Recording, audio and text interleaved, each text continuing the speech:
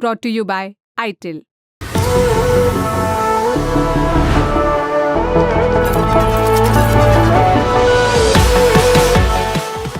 क्या अकेले सरकार बना पाएंगे आप? मेरे लिए सरकार बनाना मुद्दा नहीं है। मेरे लिए मुद्दा है कश्मीर के लोगों को जो सेंस ऑफ डिफीट है उसे बाहर निकालना, कश्मीर का मुद्दा हल करना, एवर लास्टिंग पीस ले आना और ये चीज़ साबित करना कि कश्मीरी स्टून पेल्टर नहीं है। हम प्रो पीस हैं, लेकिन we will never never never compromise on our political. Engineer Rashid जेल में थे, लेकिन जेल से बाहर भी उनकी चर्चा खूब रही। जम्मू कश्मीर चुनाव को लेकर बातें चल रही थी।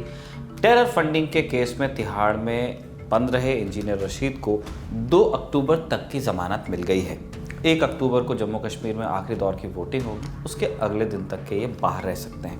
हम आपको बताएंगे कि नेशनल कॉन्फ्रेंस, कांग्रेस, बीजेपी और टीडीपी जैसी बड़ी पार्टियों के बीच रशीद की अवामी इत्तेहाद पार्टी एआईपी की चर्चा क्यों हो रही है, विरोधी उसे प्रॉक्सी और बीजेपी की बी टीम क्यों कह रहे हैं। ये भी बताएंगे कि एक नेता जिसने पूर्व सीएम उमर अब्दुल्ला को चुनाव में हराया, जो बीफ पार्टी के चलते विवादों में रहा, जो सरकारी नौकरी करता रहा और केंद्र सरकार को ही निशाने पर लेता रहा, उसका असली नाम क्या है और उस नाम के आगे इंजीनियर क्यों लगा है और इस बी टीम के इल्ज़ामों पर वो क्या कहते हैं।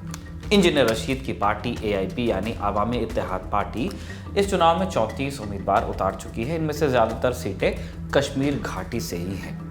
अलगाववादियों के लिए इंजीनियर रशीद की हमदर्दी छिपी नहीं है और 2024 के लोकसभा चुनाव में मिली एक जीत के मोमेंटम के चलते इंजीनियर रशीद और उनकी पार्टी को लगता है कि वो किंग मेकर बन सकते हैं।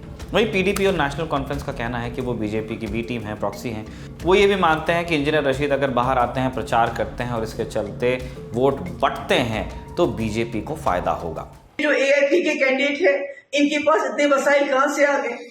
इनका लीडर जेल में है, ये हजारों की तादाद में इनके साथ गाड़ियां होती हैं, इतना पैसा कहां से आ गया? ये तो लोगों को सोचना चाहिए, ये अचानक कहां से आ गया? तो यानी कि जब इनकी दूसरी जब पीडीपी को तोड़ के इन्होंने कई प्रॉक्सीज पार्टीज बनाई, जब वो फेल हो गई पार्लियामेंट इलेक्शन में, तो अब इंजीनियर रशीद की पार्टी को आगे किया जा रहा है। तो मैं वार्न करना चाहती हूँ, खबरदार करना चाहती हूँ बिलखुसूस कश्मीर के लोगों को।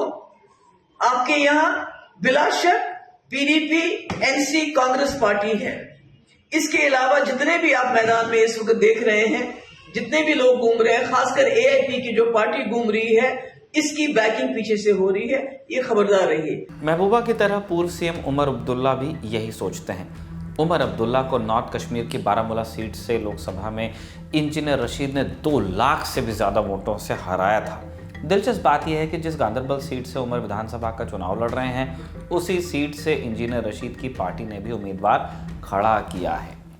कि ये जेल में बैठे हुए लोग सिर्फ मेरे पीछे ही पड़ जाते हैं, मतलब ये कोई मामूली बात नहीं है ना।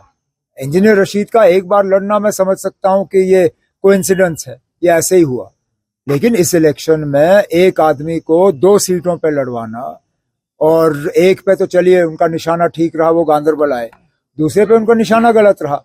वो उम्मीद कर रहे थे कि मैं बीरवा से कागज भरूंगा, मेरा बड़गाम से कागज भरने का इरादा था।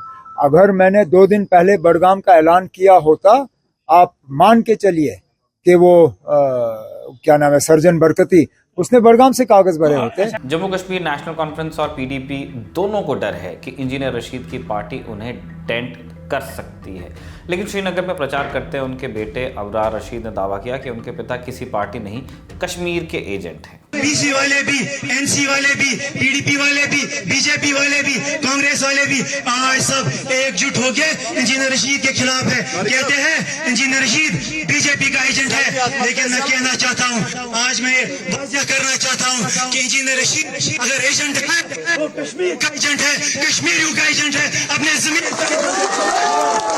ये तो रही हालिया पॉलिटिक्स की बात। अब रशीद की कहानी शुरू से शुरू करते हैं। बारामूला से सांसद इंजीनियर रशीद का असली नाम शेख अब्दुल रशीद है। रशीद ने श्रीनगर पॉलिटेक्निक से सिविल इंजीनियरिंग की पढ़ाई की है। एक सरकारी विभाग में इंजीनियर के पद पर तकरीबन 25 साल तक नौकरी की। यही वजह है कि शेख अब्दुल रशीद को इंजीनियर रशीद कहा जाने लगा। साल 2003 के आसपास उन्होंने कश्मीर में उस समय के मशहूर उर्दू साप्ताहिक चट्टान में राजनीतिक मुद्दों पर लिखना शुरू किया। उनके लेखों से रशीद को काफ़ी शोहरत मिली, लोग जानने लगे। रशीद ने सज्जाद लोन के पिता और हुर्रियत नेता अब्दुल गनी लोन के सहयोगी के तौर पर पॉलिटिक्स में एंट्री भी ली। लोगों के बीच पैठ बनाने के लिए उन्होंने मुद्दों को भी उठाना शुरू किया। कुपवाड़ा के लंगेट में इल्ज़ाम लगा कि सेना ने वहां के लोगों से जबरन मजदूरी कराई। इस चीज़ को भी इंजीनियर रशीद ने मुद्दा बनाया। इसी लंगेट सीट से 2008 में वो पहली बार विधायक बने। 2013 में उन्होंने अपनी पार्टी बनाई और उसका नाम रखा अवामी इत्तेहाद पार्टी। लंगेट से 2 बार विधायक रहे इंजीनियर रशीद से 2015 में जम्मू कश्मीर विधानसभा के अंदर धक्का मुक्की भी की गई। धक्का मुक्की करने वाले विधायक बीजेपी से थे और वजह थी कि रशीद ने सर्किट हाउस के लॉन में बीफ पार्टी दी थी। इसके कुछ ही दिन बाद दिल्ली के प्रेस क्लब में उन पर काली स्याही फेंक दी गई। रशीद लगातार संसद पर हमला करने के दोषी अफजल गुरु के अवशेष सौंपे जाने की मांग करते रहे। 2019 में 5 अगस्त को केंद्र ने अनुच्छेद 370 को निष्प्रभावी कर दिया, जिसके साथ ही जम्मू कश्मीर का स्पेशल स्टेटस भी जाता रहा। 4 दिन बाद 9 अगस्त को इंजीनियर रशीद को टेरर फंडिंग के केस में गिरफ्तार किया गया।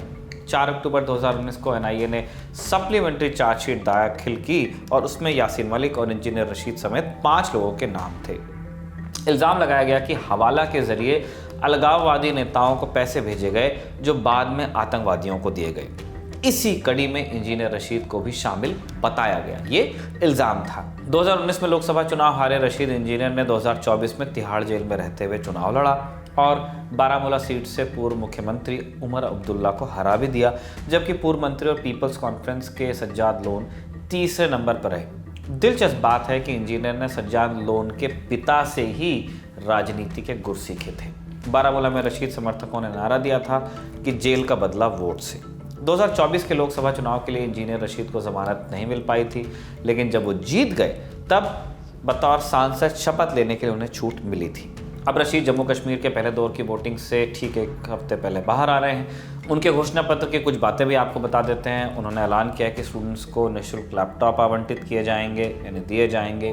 दरबार मूव होगा, यानी कि पहले हर 6-6 महीने में जो सेक्रेटेरिएट चला करता था, ठंड के दिनों में जम्मू आता था, गर्मी के दिनों में श्रीनगर जाता था, वो दोबारा शुरू होगा। ये परंपरा अब बंद हो चुकी है। सभी राजनीतिक कैदियों की बिना शर्त रिहाई का वादा किया गया है। 8 अक्टूबर को जम्मू कश्मीर के नतीजे आएंगे, लेकिन 2 अक्टूबर को ही इंजीनियर रशीद को फिर तिहाड़ जेल जाना होगा, क्योंकि तभी तक उन्हें ज़मानत मिली है। नतीजे ही बता पाएंगे कि रशीद की इंजीनियरिंग कितनी काम आई और वो किसी की बी टीम है या नहीं। आपके लिए ये सारी जानकारी जुटाई थी हमारे सहयोगी गौरव ताम्रकार ने, और उनका सहयोग किया था इंडिया टुडे के श्रीनगर ब्यूरो से मीर फरीद ने। आप देखते रहिए डी लल्ला टॉक।